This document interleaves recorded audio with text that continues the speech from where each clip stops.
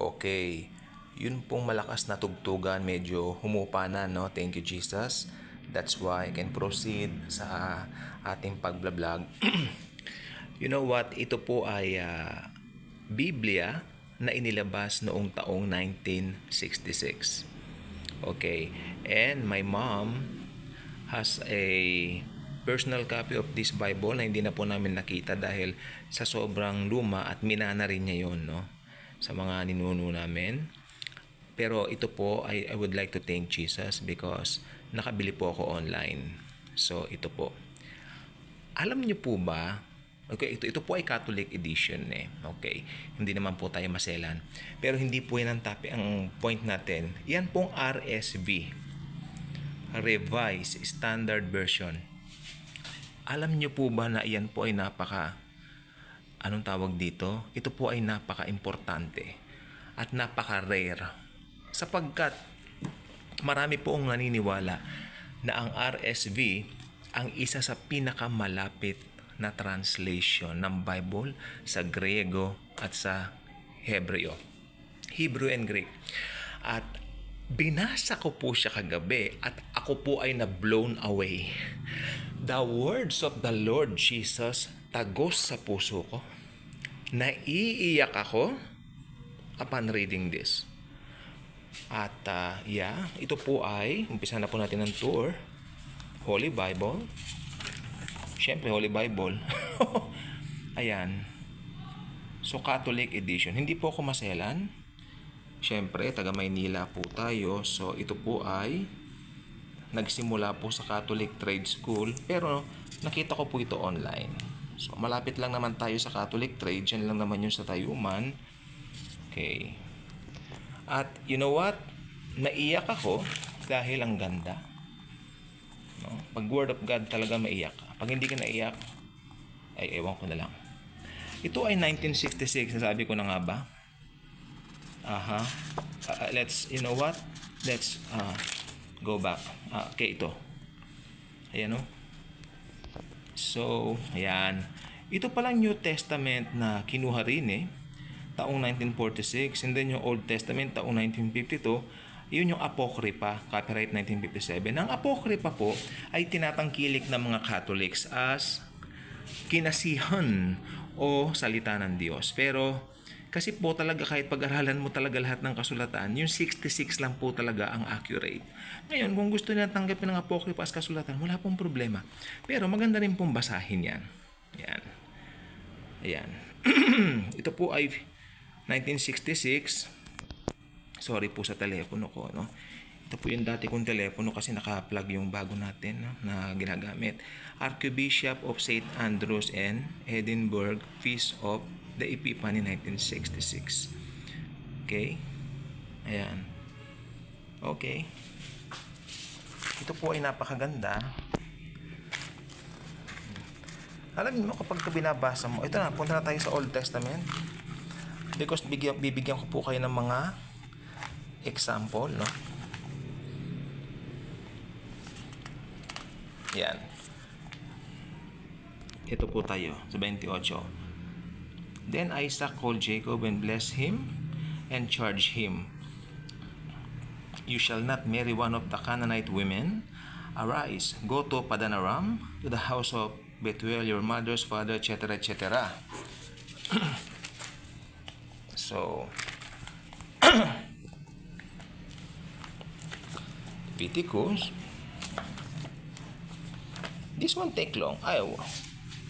Yeah, lumang-luma na po ito. Kalahin mo, 1966. So, yeah. Pero pwede pang gamitin. No, ginamit ko nga pong pan-devotion kanina. Ang ganda. Ang ganda. Especially itong mga salmo. May mga ganyan-ganyan na, yung pagkatagalan na, no? Ano tawag mo? Lumot. Nalulumutan na. Let's see. Siyempre, Psalm 23. Ganyan ako pag umpisahan natin sa Bible, let's go to Psalm 23. Because it's a very beautiful psalm, very popular, and very touching. Okay, it says, "The Lord is my shepherd, shall not want. He makes me lie down in green pastures. He leads me beside still waters. He restores my soul. He leads me in paths of righteousness for his names. Okay. It's nice, kinda old. The Bible is kinda old. Akalain 1966. Magbilang nga po kayo. How many? I think 57 years. Oh, I'm holding a book. That is a 57-year-old one. I mean, wow. Ang tagal na. Kumbaga sa edad na ito ng medyo nagkakaedad ng tao. Yan, Sirach. Of course, this is not in the original 66 books, but they included it here because this is a Catholic Bible, right? So, Sirach is part of the Apocrypha or Deuterocanonicals, as they call it. Yeah. Okay, Isaiah. Okay, Isaiah.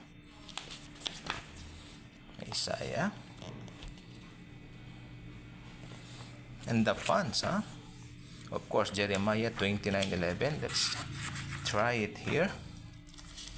Marami po nagsasabi, this is one of the best translation ng Biblia. Ayun, for I know the plans I have for you, says the Lord. Plans for welfare and not for evil, to give you a future and a hope. I love it. And you know what? Talagang ang salin niya. Talagang very tawag dito? Kagalang-galang na salin. I'm not saying hindi galang-galang iba, pero yung reverence nila rito, especially sa mga words si Jesus, abay, super duper talaga na ginagalang. Baruch, another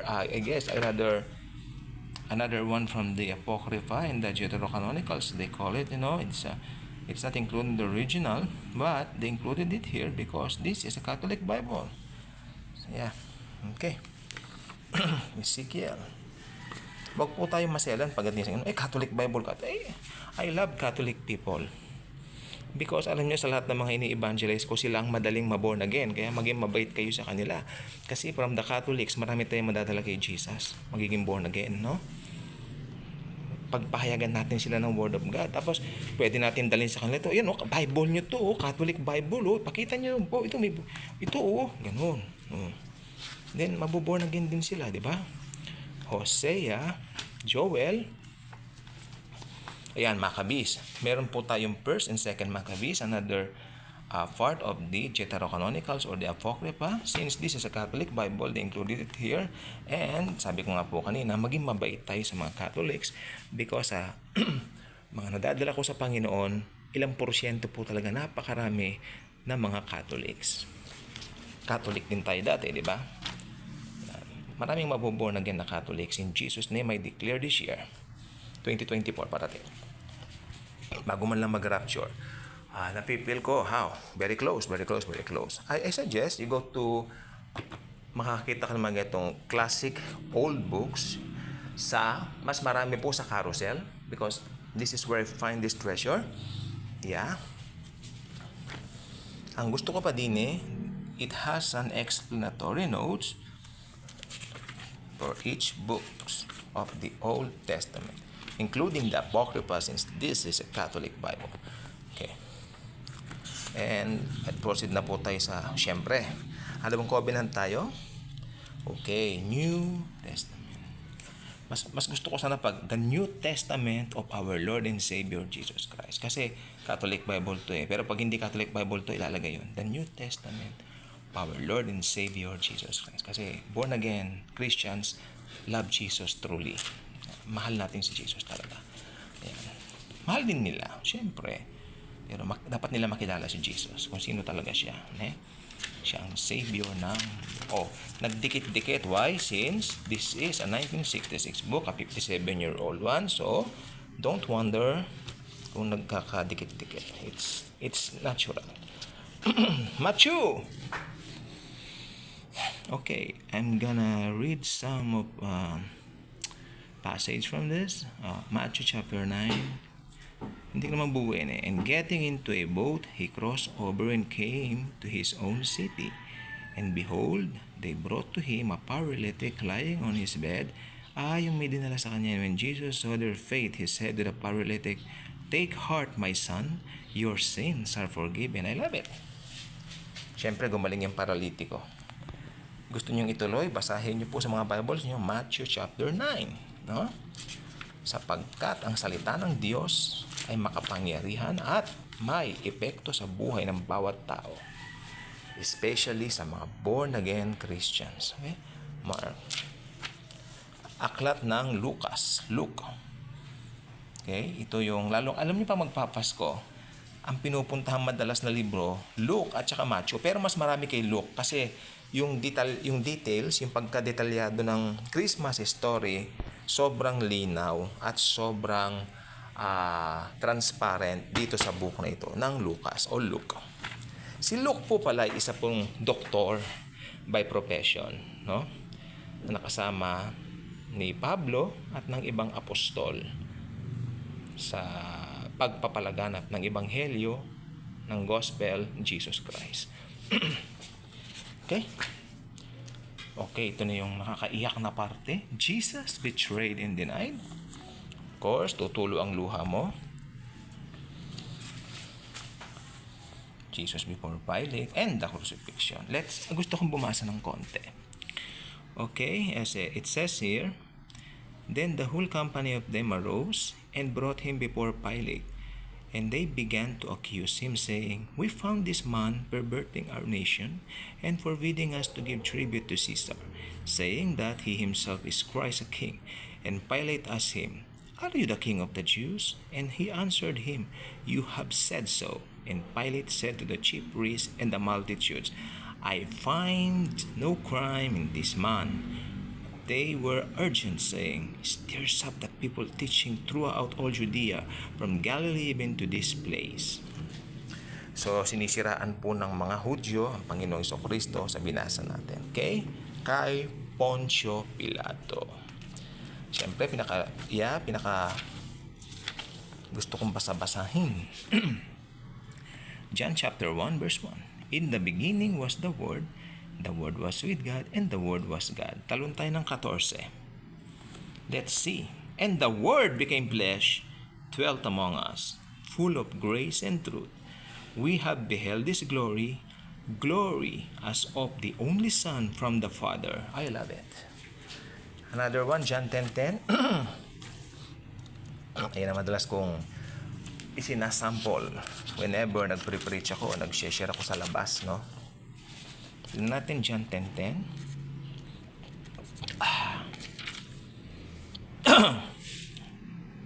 Tapos ano yung John 10:10? Ito.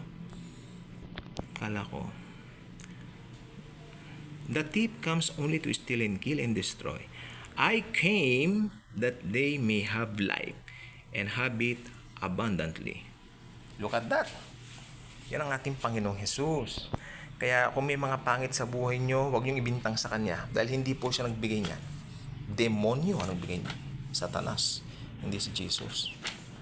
Acts of the Apostles. Galatians. Of course, sa Galatians. Let us see. Ephesians. Now to Him who by the power at work within us is able to do far more abundantly than all that we ask or think. To Him be glory in the church and in Christ Jesus to all generations forever and ever. Ito po yung aking devotion. Thessalonians. Balisan na po natin. Ayan. Dito na po tayo sa 1 Peter Revelation, ayan. Ngayon, punta po tayo dito sa pinakawakas. Meron din pong explanatory notes just like the same from the Old Testament sa kanyang closing, no? Meron din po itong explanatory notes para naman po sa Bagong Tipan or sa New Testament. And I love this Bible really. Ayan. Meron din pong comparison. Meron din dyan sabi, list of changes in the Revised Standard Version for the Catholic Edition. May mga pinalitan sila para siguro sa paniniwala ng mga Catholic. So, respect na lang natin. Look at that. Gusto kong pakita yung mga anghel sa inyo.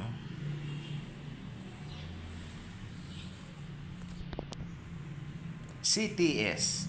Anong meaning yan? CTS?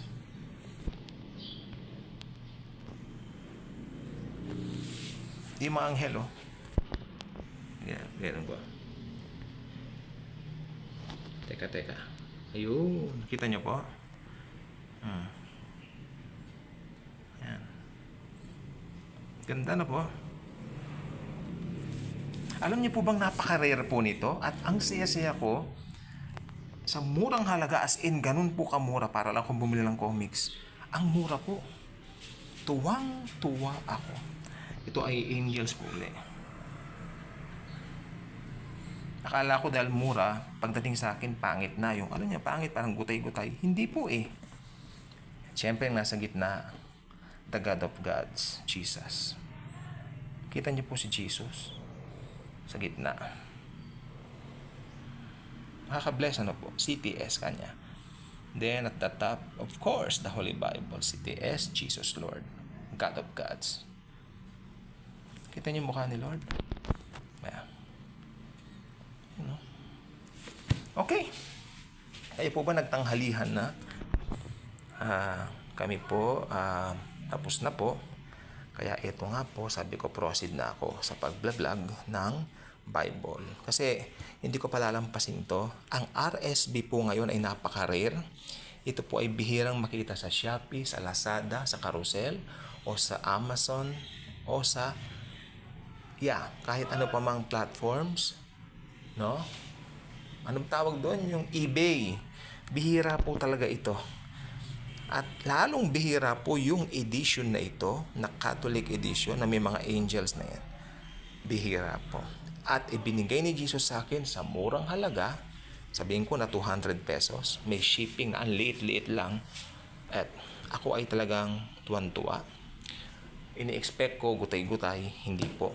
Pinicturean naman niya bago niya ibigay sa akin. At sabi ko, baka may gutay-gutay yan somewhere or somewhat. Mali po ako. Walang gutay, maganda.